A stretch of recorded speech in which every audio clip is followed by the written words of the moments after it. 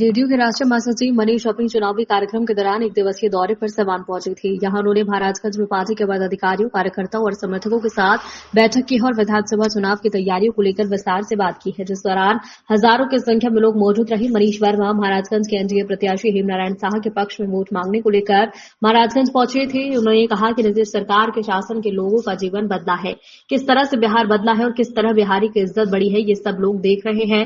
20 सालों में क्या क्या परिवर्तन नहीं हुआ जो आदमी सोच नहीं सकता था। बिहार में ऐसा परिवर्तन हुआ है। शिक्षा हो, स्वास्थ्य हो, सड़क हो, बिजली हो या हो क्षेत्र में विकास की नई गाथा लिखी गई है। महिलाओं के सशक्तिकरण की बात हो या हर क्षेत्र में हमने प्रगति की है। लेकिन सबसे बड़ा जो प्रगति है वो जान की सुरक्षा है, क्योंकि विकास के लिए सबसे जरूरी होता है आदमी की जान की सुरक्षा होना। तस्वीरों में आप देख सकते हैं किस प्रकार मनीष वर्मा के साथ एनडीए प्रत्याशी हेमनारायण शाह नजर आ रहे हैं, जो तमाम समर्थकों के साथ बातचीत करते हुए दिख रहे हैं। विधानसभा चुनाव का दौरा कर रहे हैं सर, क्या कुछ कैसा माहौल है चुनावी माहौल? देखिए, मैं सुबह से सिवान में विभिन्न विधानसभा क्षेत्रों में जाकर के सब कार्यकर्ताओं से, सभी अपने साथियों से मिल रहा हूं और जहाँ तक जीरादेई का वहाँ पे रघुनाथपुर और बड़हरिया और साथ में यहाँ पे महाराजगंज ये यहाँ पे सभा हो रही है। सभी जगह पे बहुत ज़बरदस्त उत्साह है, जनता में उत्साह है और हमें लगता है कि जिस प्रकार से जनता में उत्साह है, कार्यकर्ताओं में उत्साह है, दोनों का जिस प्रकार से मिलन होगा तो एक बहुत ही बढ़िया जीत यहाँ से मिलेगी सिवान में एनडीए गठबंधन को, और हम सभी सीटों पे जीतने जा रहे हैं। अच्छा सर, वहीं विपक्षी आरोप लगा रहे हैं कि मुख्यमंत्री जी के दिमागी हालत ठीक नहीं है, वो क्या सत्ता चलाएंगे? देखिए, ये सब विपक्ष है, विपक्ष कुछ बोलते रहेंगे, खुद ही बड़ा इमैच्योर विपक्ष है। आरोप लगाने से कुछ नहीं होता है।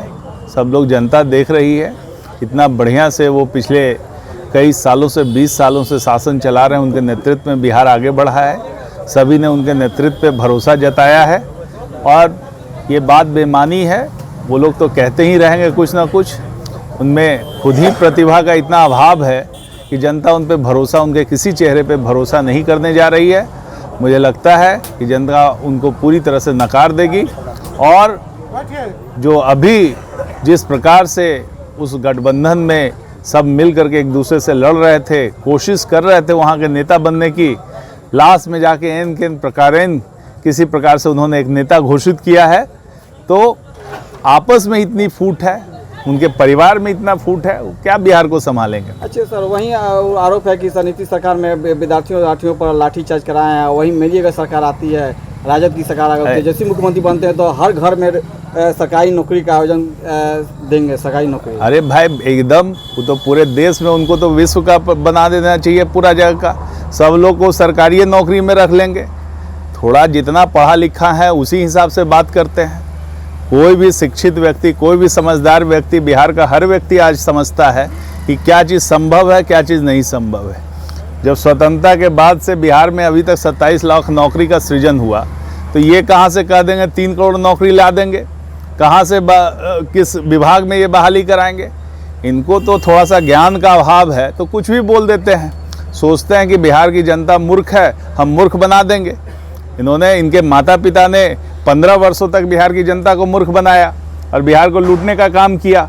अब बेटा है तो माता पिता की तरह पुत्र भी इसी काम में लगे हुए हैं, जनता को मूर्ख बनाने के लिए। लेकिन जनता जो है मूर्ख नहीं है, इस बात को समझना चाहिए। जनता ये पूरी तरह से समझती है कि ये जो है गठबंधन ठगबंधन है और सिर्फ अपने परिवार के लिए काम करता है। ये इसको बिहार की चिंता नहीं है। बिहार की जनता मूर्ख नहीं बनेगी, ऐसे लोगों का बाहर का रास्ता दिखाएगी। मैं आपसे ये कहना चाहता हूँ। सर, महाराजगंज में है, महाराजगंज वासियों को क्या संदेश होगा? महाराजगंज हमारा पूरा संदेश है कि यहाँ से जो एनडीए के जो कैंडिडेट हैं यहाँ पर हेमनारायण शाह जी, उनको भारी मतों से जिताएं और पटना में एनडीए के सरकार का गठन करें ताकि बिहार विकास की नई ऊंचाइयों को प्राप्त कर सके। अच्छा, अरे छोड़, अब हो गया।